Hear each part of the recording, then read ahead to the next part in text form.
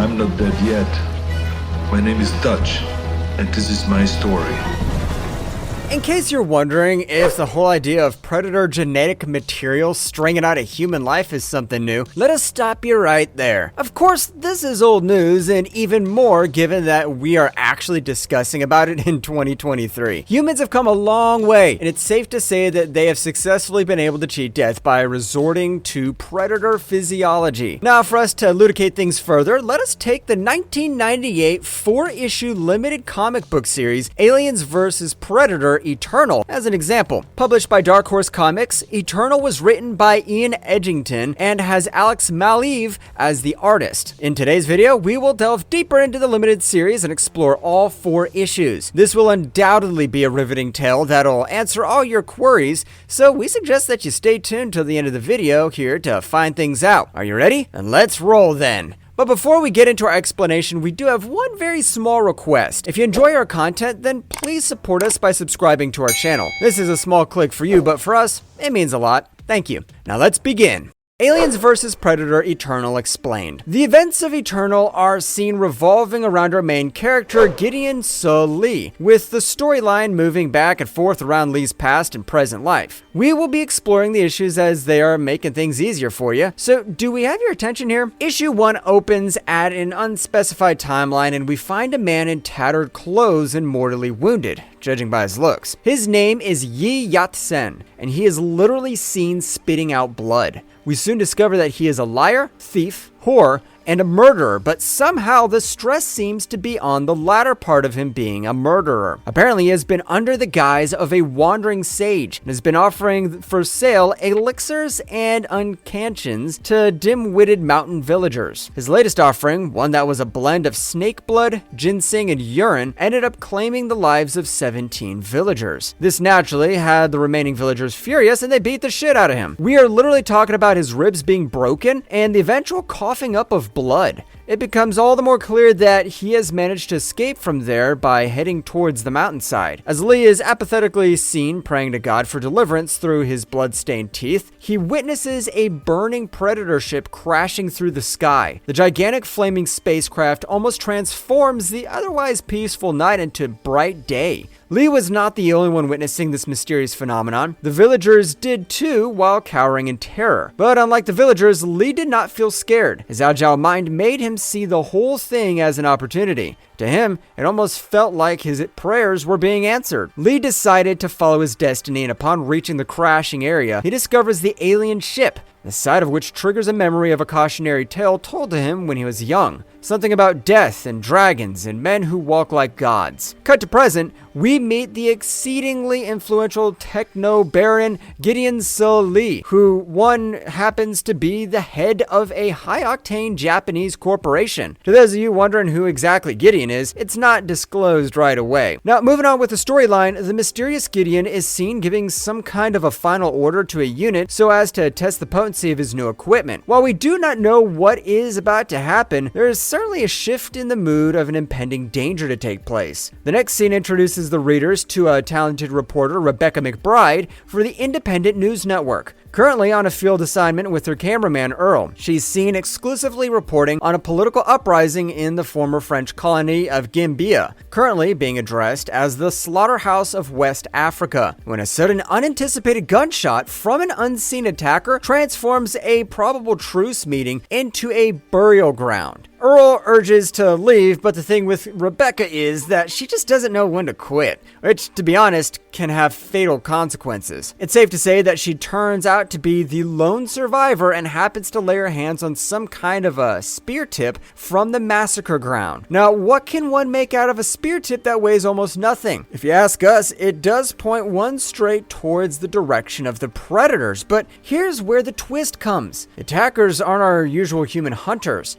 They're humans clothed in the predator technology, which includes their helmets, cloaking devices, and let's not disregard their shoulder cannons. Wondering who these men work for? Well, we're pretty sure that we did mention a certain Gideon So Lee before. 3 months have passed, and Gideon is seen conversing with a certain Major Cabot about the events of Gambia, and we realize that the latter was employed by the former to test the very efficacy of the equipment in that area. Gideon asks Cabot to walk with him and takes him inside a locked vault filled with technology, gears, and body parts of the predators. Gideon informs a shocked Cabot that he has employed several men before him to hunt down predators on his behalf, and that he has known for the hunter's existence for a long time now. As he begins to tell Cabot of the ancient tale of the noble samurai Subotai and how he devoured the heart of a predator after winning the battle against the creature, Gideon further states to Cabot that Subotai was more than 200 years old when he passed away. It does not take Cabot much time to realize that Gideon is way above mere trophies, war, power, and even politics for that matter, to which the latter discloses to him his deeper secret, the solitary fact that he has been 38 years for the last 7 centuries, and that he has every intention of staying 38 for years to come. It becomes crystal clear that the man who saw in the beginning of this issue happens to be the very millionaire technology mogul Gideon Lee. Having successfully been able to save his life and build a mega corporate empire of unrivaled wealth with just a mere fraction of the commodities exploited from the salvaged Predator ship. This obviously means that there's more to the ship, and Gideon has managed barely to scratch just the surface of what the Predator shipwreck has to offer. Moving on with the storyline, Gideon is seen giving Cabot a personal tour inside the Predator spacecraft, which at the moment is packed with a horde of scientists. One of the scientists informs Gideon that they have finally managed to crack the ship's computer locking sequence on the cargo pod and have discovered some kind of organic sacs inside the pod. Gideon takes a good look at them and asserts that they are eggs. Believing that the eggs have a high chance of containing young predators, he orders the scientists to enter the cargo pod, further excited that if there weren't any need for him to employ more men like Cabot and hunt down predators and make use of their bodies to unnaturally extend his life. But what Gideon fails to realize is that the sacs were actually xenomorph XX121 eggs, which waste no time in impregnating the scientists that have already entered the pod. Gideon locks the cargo hold with the impregnated scientists inside and calls for a biohazard team to secure the specimens, blissfully unaware of the horror that his actions may have caused. As for the hatching of the eggs, they in turn cause the Predator security system to activate and alert a nearby Predator ship. Aftermath of Gambia. With this, we have come to issue 2, which begins with Rebecca, who is seen recalling the ghastly incidences of Gambia, still unable to place things properly given that Earl was wiped out along with his camera, tapes, and every other evidence. We learned that it was a UN swoop team that had pulled her out of the massacre ground later, and that is how she returned back to London, only to have her career and reputation destroyed in the aftermath. But Rebecca is certainly not the one to give up things so easily. Let's not forget, she still has the spear tip in her possession. With her giving it to one of her contacts to dig deeper into things, she learns that the spear tip source metal has been altered at a molecular level, and that the blade is lighter and harder than anything anyone has ever seen. To her shock, she further learns that the spear tip happens to be partial pirate specs for new military technology, which belong to the mega tech tycoon Gideon Lee. The next descriptive panel takes us back to Gideon, who is seen holding a disposable computer in his hand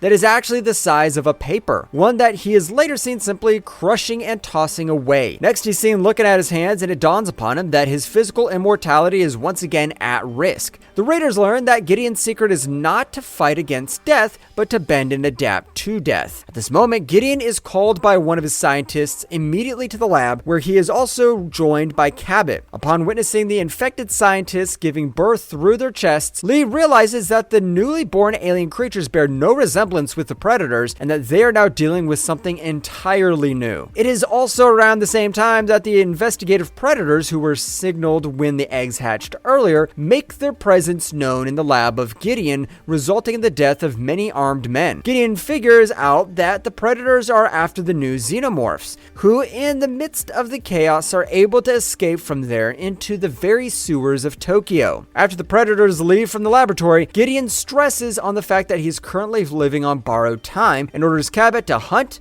kill, and bring the predators down for him. Rebecca, on the other hand, is seen arriving to Tokyo, following a trail of clues where she is here to learn more about Gideon, and she also has an informant to meet by the name Lazarus, apparently an otaku friend of one of her contacts. While she hasn't met Lazarus before, she sure seems to be quite optimistic. The second issue here ends with the xenomorphs inside some dark, nasty sewer, busy multiplying and becoming huge in size and establishing a hive.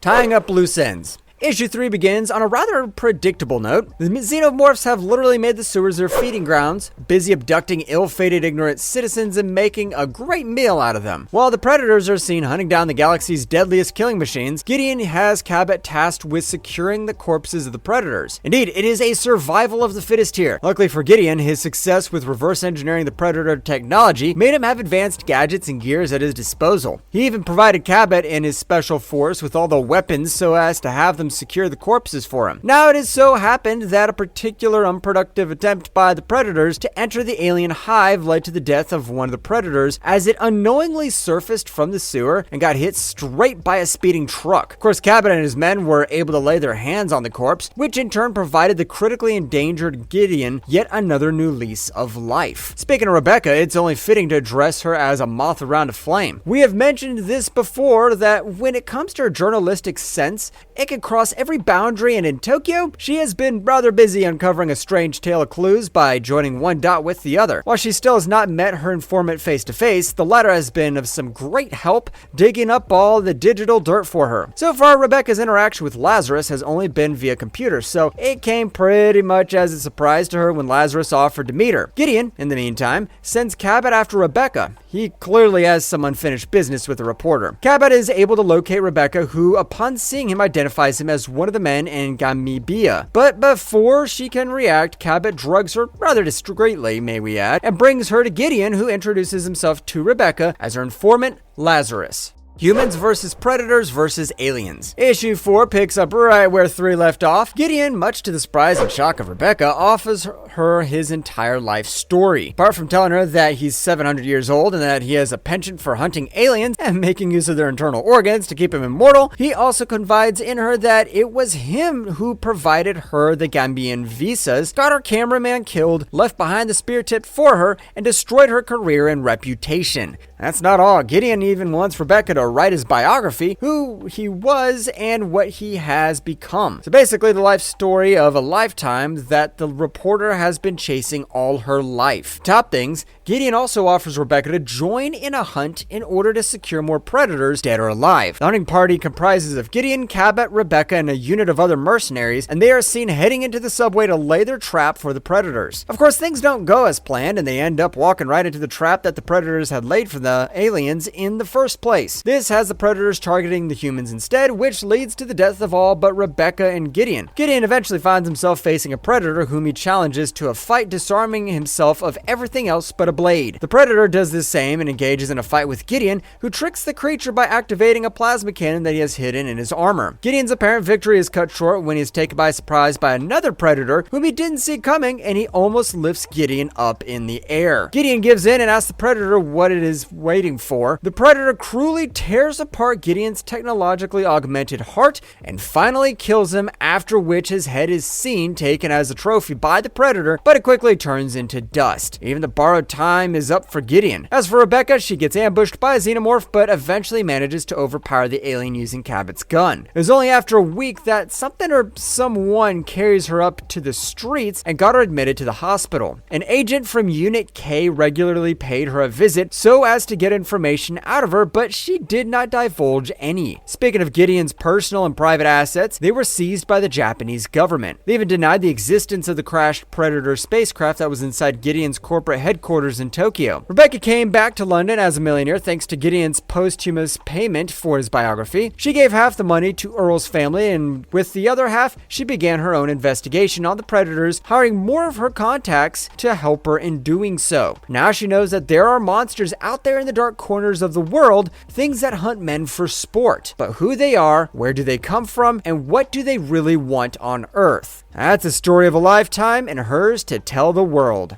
Marvelous verdict. Well, that's all for today, and with this, we finally come to the end of our video here. So, what do you think of the limited comic book series? Which Eternal issue did you love the most? We would love to know your thoughts in the comments section down below. Now, if you enjoyed this video, then please do leave a thumbs up. Also, stay tuned with us as we promise to come back with more exciting content. Till then, goodbye, and thanks for watching. Have a nice one.